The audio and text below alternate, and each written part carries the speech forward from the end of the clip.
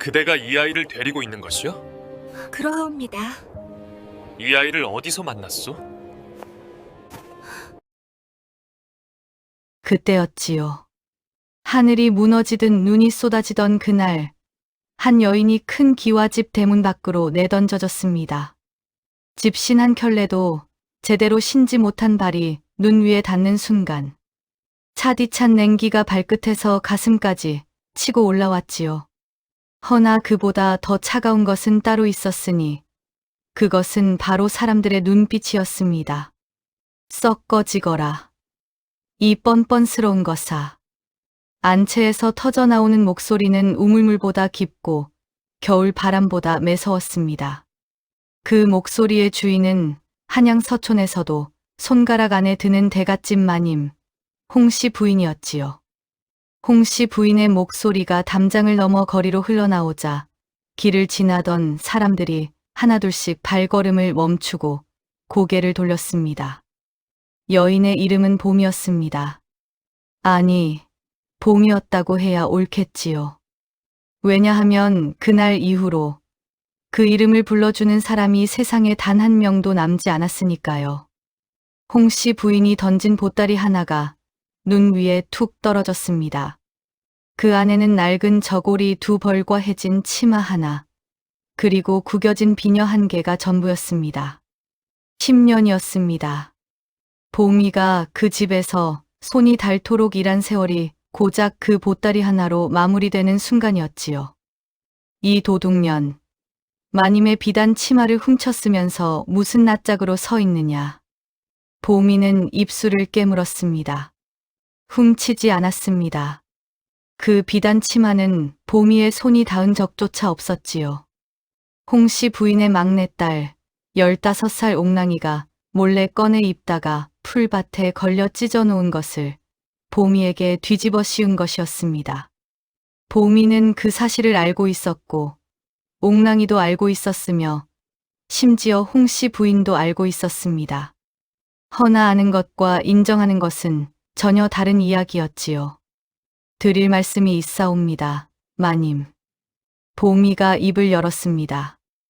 목소리는 떨렸으나 눈빛만은 꺾이지 않았습니다.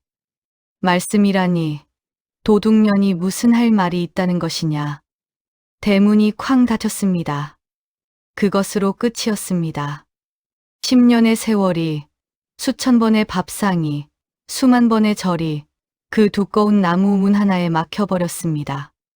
봄이는 한동안 그 문을 바라보다가 천천히 눈을 감았습니다. 눈꺼풀 위로 눈송이가 내려앉았습니다. 녹아서 눈물처럼 볼을 타고 흘러내렸지요. 길을 지나던 사람들은 힐끔힐끔 봄이를 바라보다가 제 갈 길을 갔습니다. 아무도 멈추지 않았습니다. 아무도 말을 걸지 않았습니다. 그때였지요. 봄이는 깨달았습니다. 자신에게는 이름도, 집도, 그리고 이 세상 어디에도 돌아갈 곳이 없다는 것을. 그날, 그녀는 이름조차 잃었습니다. 그리고 그날 밤, 그녀는 한 아이를 만났습니다. 허나 이야기를 제대로 들으시려면 먼저 봄이가 어찌하여 하녀로 살게 되었는지부터 알아야 하지요.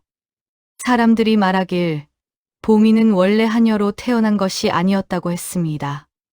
봄이의 아버지는 충청도 청주에서 약방을 운영하던 양민이었습니다. 글도 알고 셈도 밝아서 마을에서 제법 존경받는 사람이었지요. 봄이의 어머니는 얼굴이 달빛처럼 고운 여인으로 봄이를 낳고 나서도 한동안은 그 집안이 화목하고 넉넉했습니다. 봄이라는 이름도 그래서 생겼습니다. 봄날에 태어난 아이라고 아버지가 직접 지어준 이름이었지요. 허나 세상 일이 어디 마음대로만 되던가요. 봄이가 8살 되던 해, 아버지가 갑작스레 세상을 떠났습니다. 병이 왔는데 약값을 감당하지 못했지요. 그 뒤로는 일이 줄줄이 터졌습니다. 어머니가 홀로 약방을 이어가려 했으나 세상은 과부에게 관대하지 않았습니다.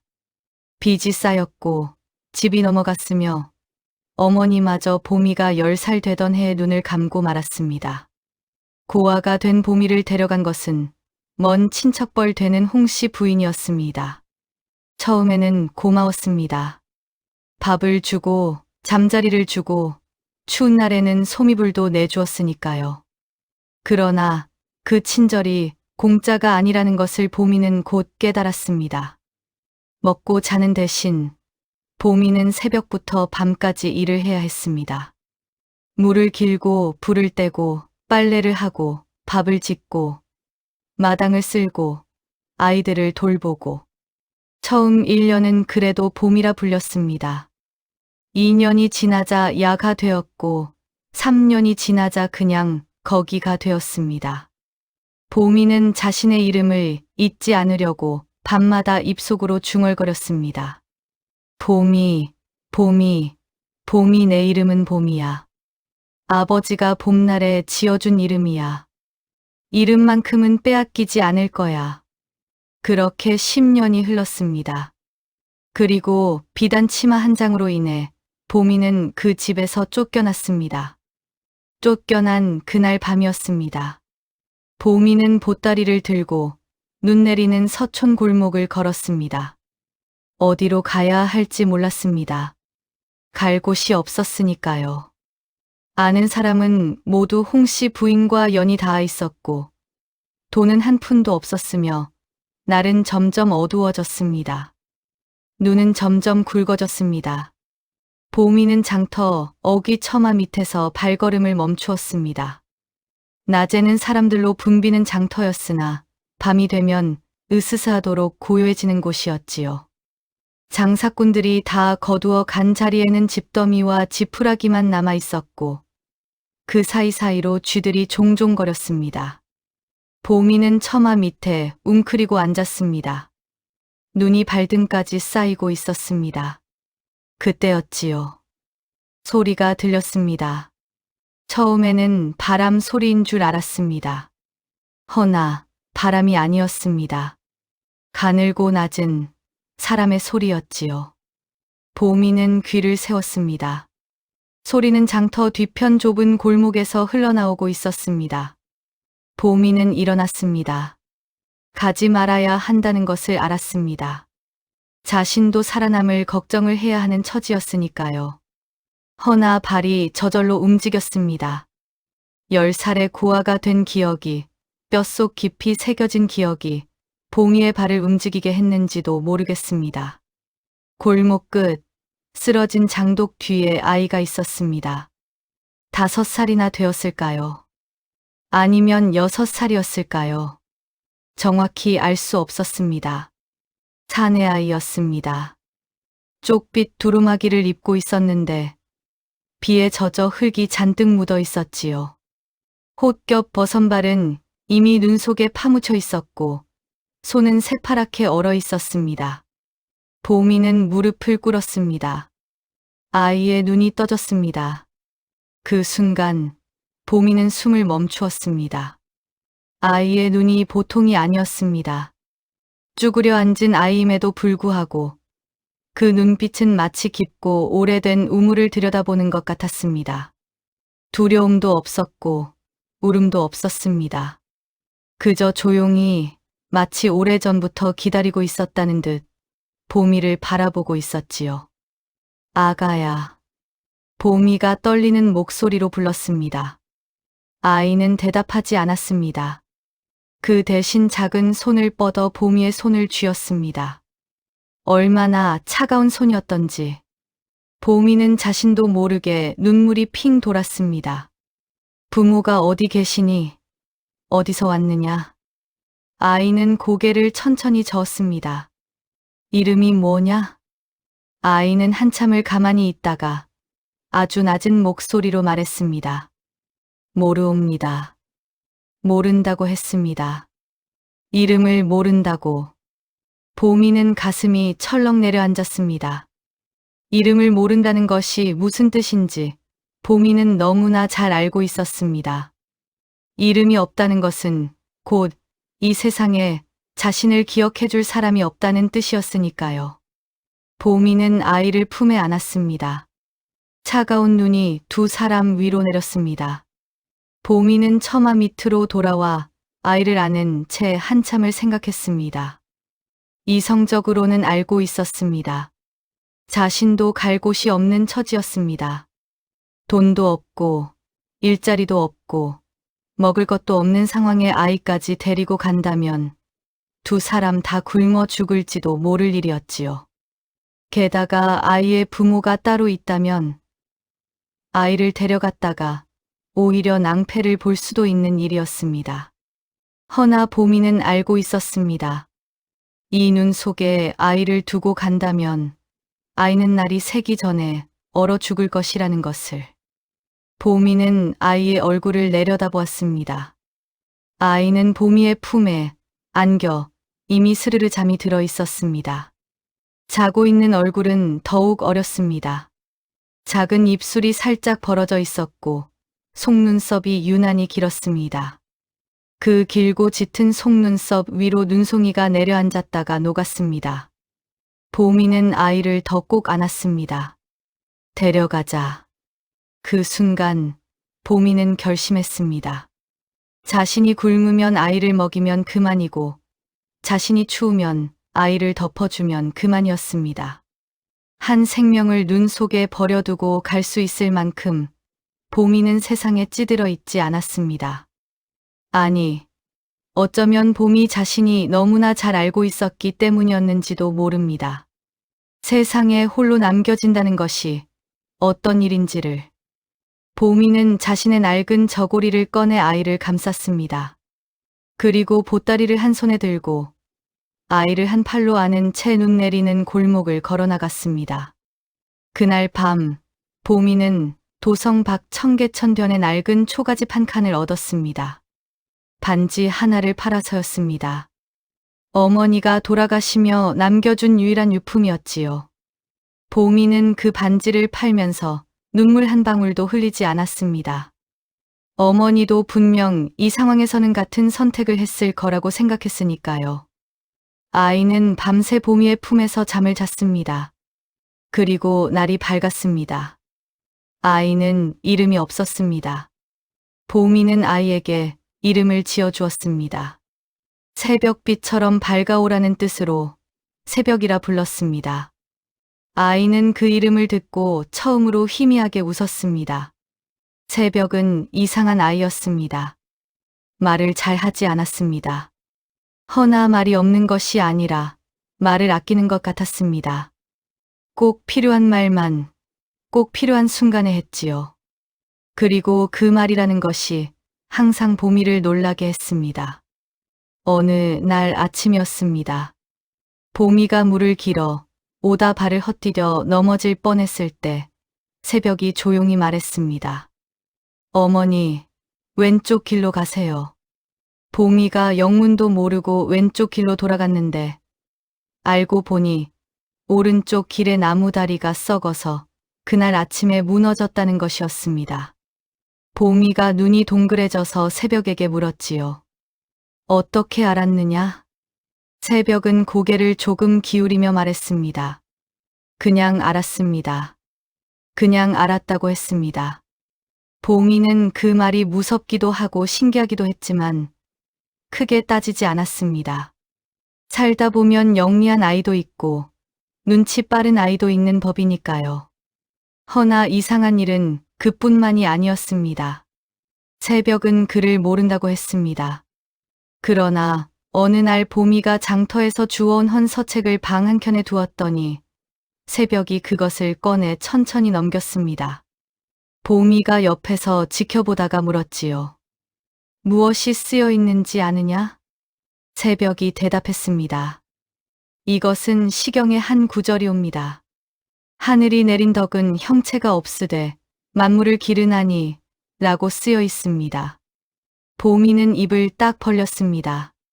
그것은 사실이었습니다. 보미도 아버지한테서 조금 글을 배워 알고 있었습니다. 새벽이 읽은 것이 정확하게 맞았지요. 글을 모른다고 하지 않았느냐? 새벽은 잠시 생각하다가 말했습니다. 읽는 것이 기억나지 않았는데 보니까 알았습니다. 보미는 아이의 손을 살며시 잡았습니다. 이 아이가 대체 누구인지 보미는 점점 모르겠다는 생각이 들었습니다. 새벽과 보미가 청계천 변 초가에서 지내게 된 지 한 달이 지났습니다. 이웃들은 처음에는 그냥 지나쳤습니다. 가난한 사람이 워낙 많은 동네이기도 했고, 낯선 얼굴이 들어오고 나가는 것이 흔한 일이기도 했으니까요. 그러나 한 달이 지나자 사람들이 수군거리기 시작했습니다. 저 여자 말이야, 어디서 왔는지도 모른다더군. 아이는 또 뭐야? 제 자식이라고는 하던데 믿을 수 있겠어? 얼굴을 보아하니 하녀 출신인 것 같은데 하녀 주제의 아이까지 데리고 다녀? 특히 옆집 복례 씨가 심했습니다. 복례 씨는 이 동네에서 10년을 살아 동네 사정을 속속들이 아는 사람이었는데 낯선 사람이 오면 을에 꼬치꼬치 캐묻는 버릇이 있었지요. 이보시오. 어디서 왔소? 남편은 있소? 그 아이는 어디서 났소? 보미는 그때마다 고개를 꾸벅 숙이고 조용히 넘겼습니다. 거짓말을 하기 싫었고 그렇다고 모든 사정을 털어놓을 수도 없었으니까요. 복례 씨는 그럴수록 더 의심을 키웠습니다. 저 아이 영 수상하지 않소. 애가 너무 조용해. 말도 제대로 안 하고 뭔가 숨기는 것 같아. 어디서 훔쳐온 아이가 아닐까. 그 말이 동네에 퍼졌습니다. 어느 날 보미가 물을 기르러 나갔다 돌아오니 새벽이 혼자 마루에 앉아 있었습니다. 동네 아이들 서너시 그 앞에 서서 손가락질을 하고 있었지요. 야, 너 고아지. 집도 없고 엄마도 없는 거 맞지? 저 여자가 어디서 주워온 거래. 새벽은 아이들을 바라보면서도 표정 하나 변하지 않았습니다. 그저 조용히 앉아 있었습니다. 그 눈빛이 어찌나 고요하던지 오히려 놀린 아이들이 불편해져서 뿔뿔이 흩어질 정도였지요. 보미가 달려가 새벽을 안아 올렸습니다. 괜찮으냐? 무섭지 않았느냐? 새벽이 보미의 목에 팔을 감으며 말했습니다. 어머니, 저는 괜찮습니다. 어머니는 괜찮으시옵니까? 보미는 그 말에 눈물이 날 뻔했습니다. 무섭다고 울어도 될 나이에 오히려 보미를 걱정하는 아이였습니다. 보미는 새벽에 등을 다독이며 속으로 다짐했습니다. 이 아이를 지키겠다고. 어떤 일이 있어도. 보미는 억척같이 일했습니다. 낮에는 근처 반가에 빨래를 해주러 다녔습니다. 밤에는 삭바느질을 했지요. 눈이 침침해져도 손을 멈추지 않았습니다. 새벽이 잠들고 나서야 보미도 눈을 감았는데 그 시간이 자정이 넘는 날이 더 많았습니다. 새벽은 보미가 일하는 동안 조용히 옆에 앉아 있었습니다. 바느질 실을 정리해 주기도 하고 보미가 손끝을 바늘에 찔리면 조용히 천을 가져다 감싸주기도 했습니다. 5살짜리 아이라고는 믿기 어려운 손놀림이었지요. 어느 날 저녁이었습니다. 보미가 바느질을 하다가 실수로 비싼 비단천에 구멍을 냈습니다. 주인에게 가져다 주면 크게 꾸중을 듣고 값을 물어야 할 판이었지요. 보미는 한숨을 쉬며 구멍을 들여다보았습니다. 그때 새벽이 다가왔습니다. 드릴까요? 보미가 멍하니 건네주었더니 새벽이 작은 손으로 바늘을 잡고 정성스럽게 구멍을 꿰맸습니다. 어찌나 솜씨가 좋던지 꿰매고 나서 보니 구멍이 어디 있었는지 알 수 없을 정도였습니다. 보미는 넋을 잃고 바라보다가 물었습니다. 누가 가르쳐 주었느냐? 새벽이 고개를 갸우뚱했습니다. 모르겠습니다. 그냥 됩니다. 그냥 된다고 했습니다. 그냥 글을 읽고, 그냥 바느질을 하고, 그냥 위험을 알아채는 아이. 보미는 새벽에 손을 잡았습니다. 그 손을 들여다보았습니다. 아이치고는 살결이 유난히 고왔습니다. 노동을 한 흔적이 없는 손이었지요. 이 아이는 도대체 어디서 온 것일까? 보미는 묻고 싶었습니다. 그러나 묻지 않았습니다. 묻지 않아도 아이는 언젠가 말해줄 것이라고, 아니면 세상이 그 답을 가르쳐 줄 것이라고 생각했으니까요. 석 달이 지났을 때였습니다. 보미는 그동안 모은 돈으로 작은 물건들을 사다 팔기로 했습니다. 빨래와 바느질만으로는 두 식구 입에 풀칠하기가 빠듯했으니까요. 마침 닷새에 한 번씩 열리는 서촌 장터가 다음 날이었습니다. 보미는 새벽에게 말했습니다. 내일은 장터에 가야 한다. 너는 집에 있으려무나. 새벽이 고개를 들었습니다. 함께 가겠습니다. 보미는 잠시 망설였습니다. 장터는 사람이 많고 복잡한 곳이었습니다. 새벽이 걸어다니기에는 아직 어렵고, 무엇보다 사람들의 눈이 많은 곳에 아이를 데리고 나가는 것이 내키지 않았지요. 사람이 많고 복잡하다. 다음에 가자꾸나. 새벽은 잠시 보미를 바라보다가 말했습니다. 어머니, 저를 데려가시면 좋은 일이 생길 것 같습니다. 보미는 피식 웃었습니다. 5살짜리가 무슨 그런 말을 하느냐. 6살이옵니다. 아이고, 6살이면 더 집에 있어야지. 새벽이 더는 말하지 않았습니다. 그러나 보미는 잠자리에 들면서 그 말이 내내 마음에 걸렸습니다. 좋은 일이 생길 것 같다고 했습니다. 이 아이가 그런 말을 할 때는 그냥 하는 말이 아니었습니다. 다리가 무너진다는 것을 알았던 것처럼. 보미는 결국 마음을 바꾸었습니다. 내일 아침 새벽을 데리고 장터에 가기로. 다음 날 아침 장터는 이른 시각부터 사람들로 북적였습니다. 보미는 새벽에 손을 꼭 잡고 장터 안으로 들어섰습니다. 새벽은 보미 손을 잡은 채 두리번거리지도 않고 울거나 보채지도 않고 그저 조용히 걸었습니다. 낯선 곳에 처음 나온 아이 같지 않았지요. 장터는 볼거리가 많았습니다. 생선 장수, 포목 장수, 약재 장수, 그릇 장수, 떡 장수 각양각색의 사람들이 저마다 목소리를 높이며 손님을 불렀습니다. 그 사이사이를 보미와 새벽이 걸었습니다. 보미는 작은 천 보자기를 펼치고 자신이 만든 수놓은 주머니와 버섯 몇 켤레를 늘어놓았습니다. 값을 싸게 불렀는데도 사람들은 잘 사지 않았습니다. 아는 사람이 없었으니까요. 장터에서도 단골이 있어야 물건이 팔리는 법이었지요. 두어 시각이 지났습니다. 그때였습니다. 장터 한쪽 끝에서 갑자기 소란이 일었습니다. 비켜라.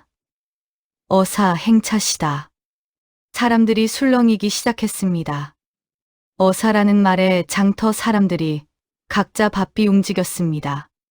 어사는 왕명을 받아 지방의 잘못된 일을 살피고 다니는 관원이었습니다. 선한 어사는 억울한 백성을 구하고 그릇된 관리를 벌했지요. 그러나 어사가 온다는 것 자체가 이미 사람들에게는 긴장되는 일이었습니다. 어사 행렬이 장터 한가운데를 지나기 시작했습니다. 그때였지요. 새벽이 갑자기 손을 빼며 앞으로 한 걸음 내딛었습니다. 새벽아. 보미가 놀라서 잡으려 했으나 이미 늦었습니다. 새벽이 사람들 사이를 헤치고 어사 행렬 쪽으로 걸어가고 있었습니다. 새벽아, 서거라. 어딜 가느냐. 보미는 물건을 내팽개치고 새벽을 쫓았습니다. 사람들이 길을 막아서 해치기가 쉽지 않았지요. 보미는 가슴이 쿵쾅거렸습니다. 어사 행렬에 함부로 끼어들면 큰일이 날 수도 있었습니다.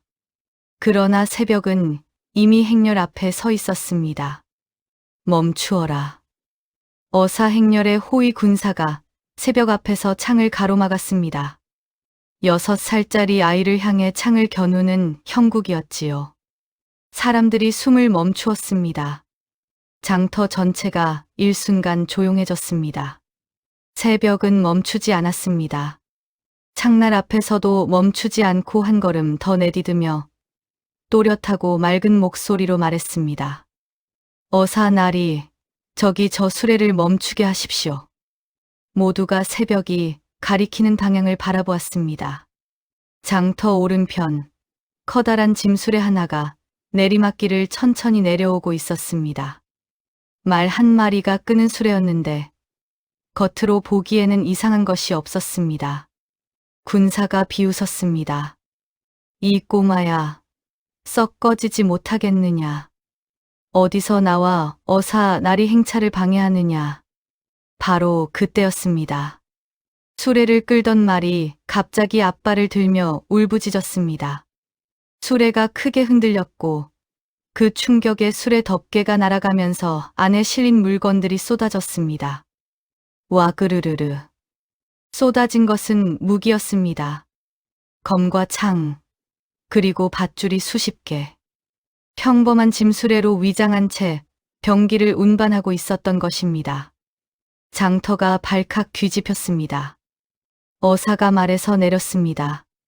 그리고 천천히 새벽에게로 걸어왔습니다. 어사는 40대 중반쯤 되어 보이는 사람이었습니다. 눈빛이 날카롭고 걸음걸이가 반듯했지요.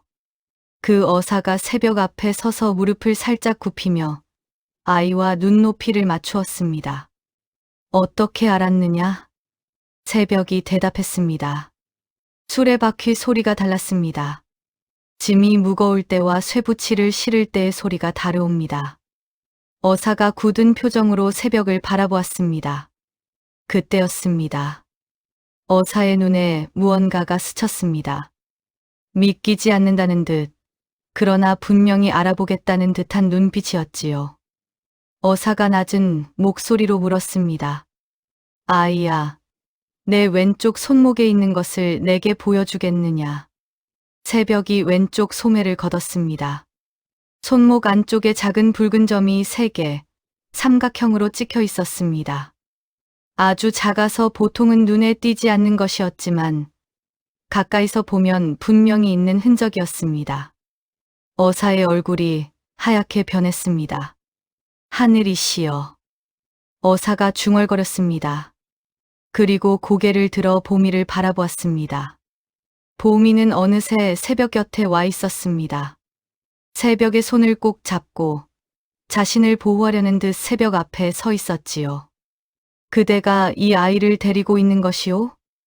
어사의 목소리는 낮고 무거웠습니다.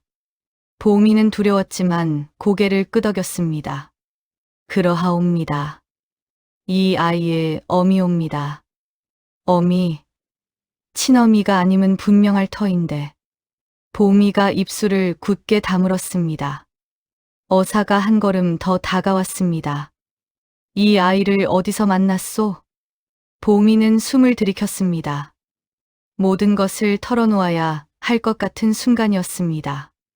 보미는 천천히 그날 밤의 일을 말했습니다. 눈이 내리던 밤, 장터 뒤편 골목, 장독 뒤에 쪼그리고 앉아있던 아이. 어사는 끝까지 듣고 나서 눈을 감았습니다. 석 달 전이라 했소. 그러하옵니다. 어사가 한참을 말이 없었습니다. 그러더니 주위의 군사들에게 명했습니다. 이 여인과 아이를 내 행렬과 함께 모시어라. 정중히. 군사가 깜짝 놀랐습니다.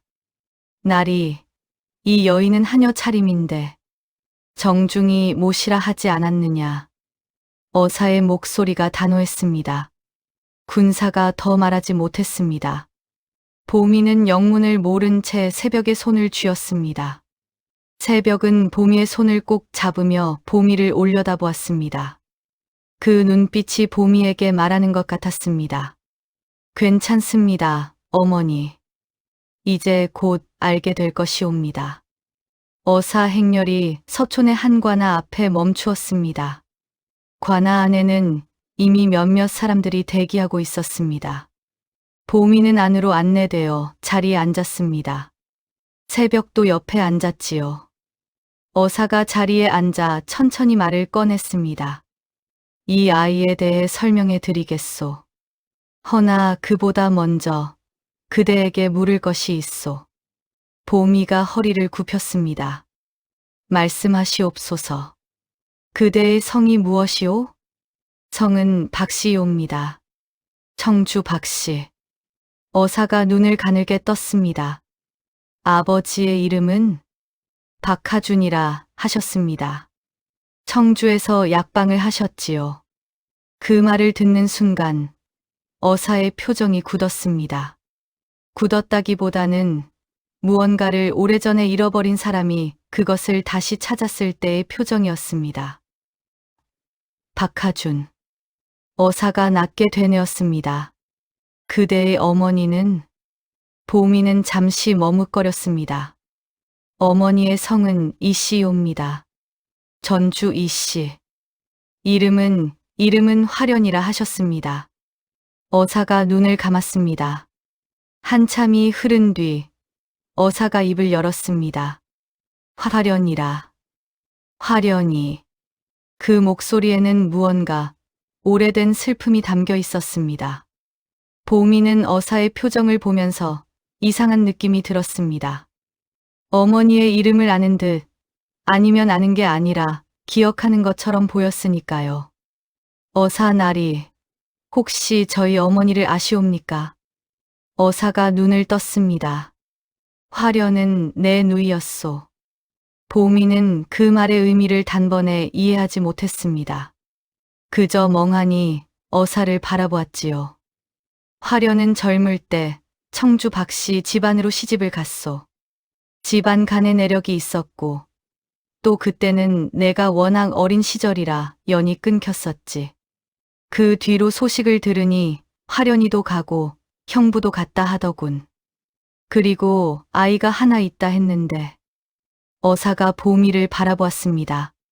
그 아이가 바로 그대구려.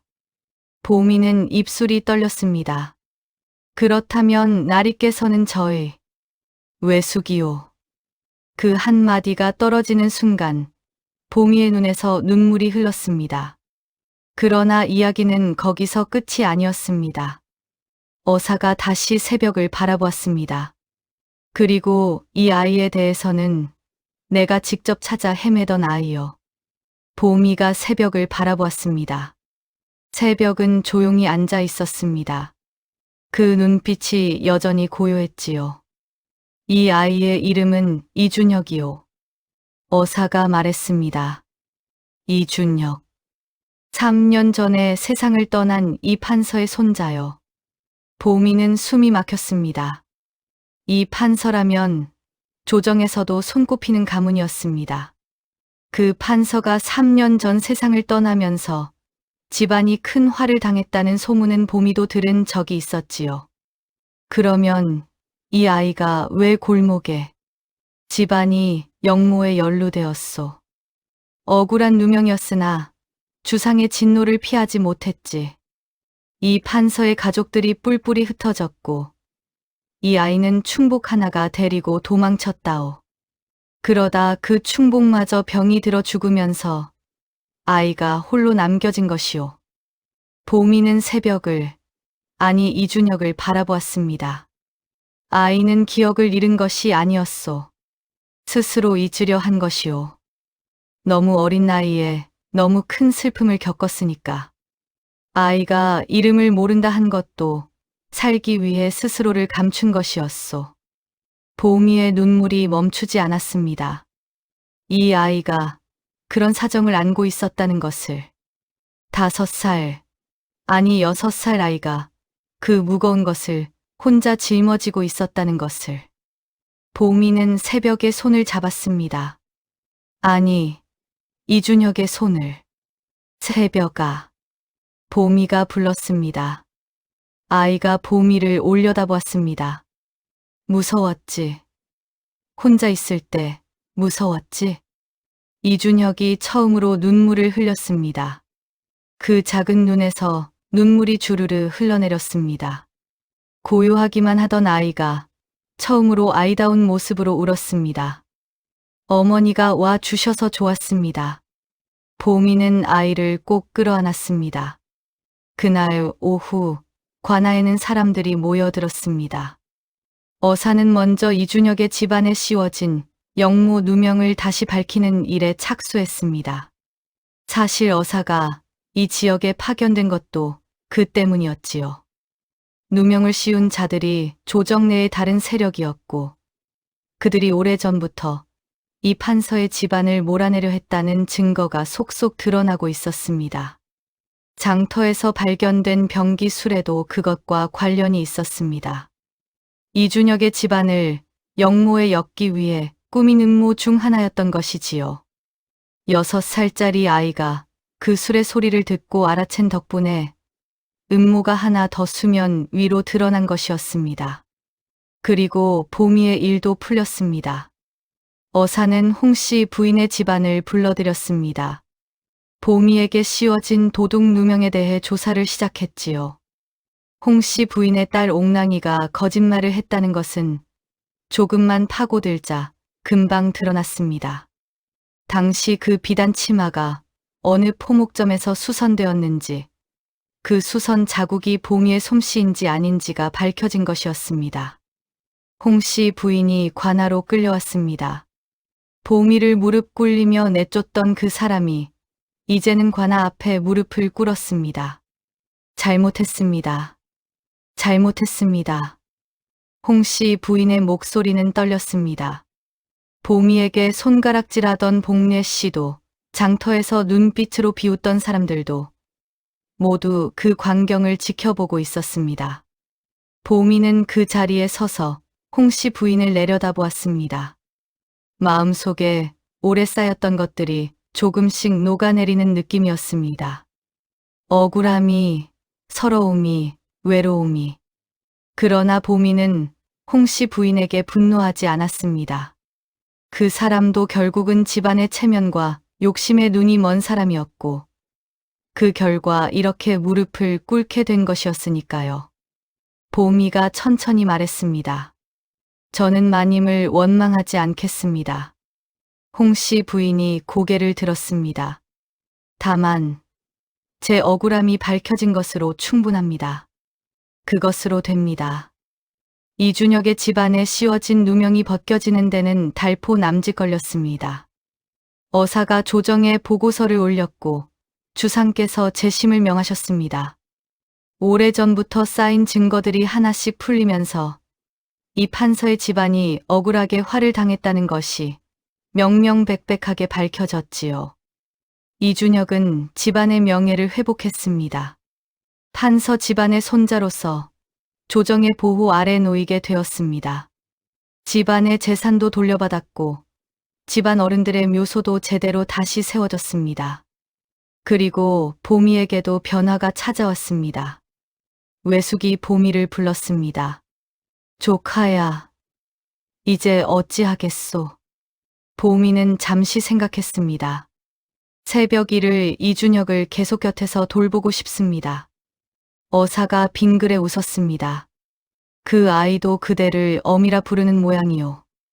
그렇다면 내가 주상께 아뢰어 그대를 이 판서 집안의 후견인으로 삼는 것을 공식화하도록 하겠소. 그리고 그대의 신분도 이제는 제대로 밝혀야 하지 않겠소. 외숙의 조카로서 그대는 양반 집안의 핏줄이오. 보미는 눈물이 핑 돌았습니다. 그런 것은 괜찮사옵니다. 괜찮지 않소. 자신의 신분을 지우고 살아온 세월이 얼마요. 이제는 제대로 살아야지. 보미는 고개를 숙였습니다. 이준혁이 보미의 손을 잡았습니다. 어머니, 이제 이름을 되찾으셔야 합니다. 보미가 아이를 바라보았습니다. 어머니의 이름은 봄이잖아요. 아버지께서 봄날에 지어주신 이름이라고 했잖아요. 보미는 고개를 끄덕였습니다. 그렇다. 내 이름은 봄이야. 그날 이후로 그 이름을 불러주는 사람이 생겼습니다. 그 뒤로 벌어진 일들을 사람들이 두고두고 이야기했습니다. 홍씨 부인은 관아에서 정식으로 보미에게 무릎을 꿇고 사죄해야 했습니다. 뿐만 아니라 보미가 10년간 집에서 일하며 받지 못한 품삯을 모두 계산하여 갚도록 했습니다. 홍씨 부인의 딸 옥랑이는 한동안 고개도 들지 못하고 지냈다고 하지요. 동네 사람들도 마찬가지였습니다. 하녀 주제의 아이까지 하며 손가락질하던 사람들이 보미를 보면 고개를 꾸벅 숙였습니다. 복례 씨는 장터에서 보미와 마주칠 때마다 얼굴이 붉어져서 다른 길로 돌아다녔다고 합니다. 보미는 그들에게 따로 무언가를 요구하지 않았습니다.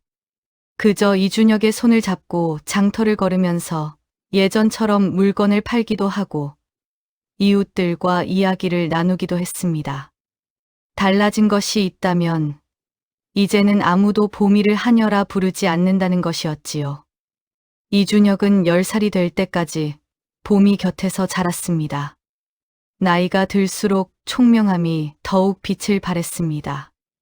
어려운 글도 척척 이해하고 군사에 관한 것도 훤히 알고 사람을 대하는 태도가 어른스러웠습니다. 어사가 조용히 보내준 스승 아래서 학문을 익혔고 그 실력이 빠르게 늘었지요. 보미는 그 모습을 흐뭇하게 바라보았습니다. 이 아이가 언젠가 자신의 세계로 돌아가야 한다는 것을 알고 있었습니다. 판서 집안의 손자로서 제 역할을 해야 할 때가 올 것이었지요. 보미는 그날을 기다리면서 오늘 하루도 아이 곁에서 밥을 짓고 이야기를 나누고 그 맑은 눈빛을 바라보았습니다. 그리하여 사람들이 오래도록 이야기했습니다. 눈 내리는 밤, 이름을 잃은 여인이 버려진 아이를 안고 세상으로 나왔다는 것을. 그 여인은 아이가 누구인지 몰랐고 아이도 자신이 누구인지 말하지 않았으나 둘이 함께 걷다 보니 세상이 스스로 길을 열어주더라는 것을. 사람들이 말하길 그 장터의 사건이 가장 이상했다고 합니다. 어떻게 6살짜리 아이가 수레 소리 하나로 그 안에 무기가 실렸다는 것을 알았는지, 어떻게 그 아이는 어사가 자신을 알아볼 것을 알고 걸어 나갔는지 아무도 정확한 답을 몰랐습니다. 그러나 보미는 알고 있었습니다. 하늘이 제때에 보낸 아이가 있고 그 아이를 제때에 안아 올리는 마음이 있다면 세상은 그 둘을 위해 길을 만들어 준다는 것을. 보미는 어사인 외숙의 집 근처에 자리를 잡아 조용히 살았습니다. 이준혁은 장성하여 조정에 나아갔고 먼 훗날 이름 있는 관원이 되었다고 합니다. 그 이준혁이 어떤 결정을 내릴 때마다 항상 먼저 떠올리는 얼굴이 있었다고 하지요. 낡은 저고리를 덮어주던, 차가운 손을 감싸주던, 이름을 잃었어도 따뜻함을 잃지 않았던 여인. 보미. 이준혁은 그 이름을 평생 가슴에 품고 살았습니다. 그리고 보미는 나이가 들어서도 항상 장터, 어귀를 지나칠 때면 발걸음을 잠시 멈추었습니다. 눈 내리던 그 겨울밤, 장독 뒤에서 자신을 기다리고 있던 작은 아이를 생각하며 아이가 먼저 버려진 것인지 아니면 보미가 먼저 길을 잃은 것인지 그것은 이제 알 수 없는 일이었습니다. 다만 분명한 것은 하나였습니다. 그날 밤 두 사람이 서로를 찾았다는 것. 그리고 그것으로 충분했다는 것을. 옛사람들은 이런 말을 남겼습니다. 하늘이 내린 인연은 눈보라 속에서도 찾아오고 참된 마음은 신분의 높고 낮음을 가리지 않으며 억울함은 오래 묻혀 있어도 결국은 땅 위로 솟아나온다고. 보미의 이야기가 바로 그러하였습니다. 이름을 잃은 날, 보미는 다시 이름을 찾을 씨앗을 품었습니다. 아무도 몰랐지요. 추운 골목에서 안아 올린 그 작은 아이가 훗날 보미의 봄을 되찾아줄 줄은. 세상 사람들이여. 낮고 보잘것없어 보이는 마음 하나가 때로는 세상을 바꾸는 법이 옵니다. 버려진 것을 안아 올릴 용기, 눈물을 삼키며 걸을 수 있는 발걸음, 그리고 이름을 잃어도 자신을 잃지 않는 마음. 그것이 보미에게 있었고, 그것이 보미를 살렸으며, 그것이 봄이 곁에 아이를 살렸습니다. 그리하여 그 이야기는 오늘도 장터 어귀 어느 골목에서 눈이 내리는 밤이면 조용히 되살아난다 하였습니다. 이 이야기는 억울함 속에서도 온기를 잃지 않은 사람들을 위해 썼습니다. 이름을 잃어도 자리를 잃어도 마음만 잃지 않는다면 세상은 반드시 그 마음에 응답합니다. 봄이처럼.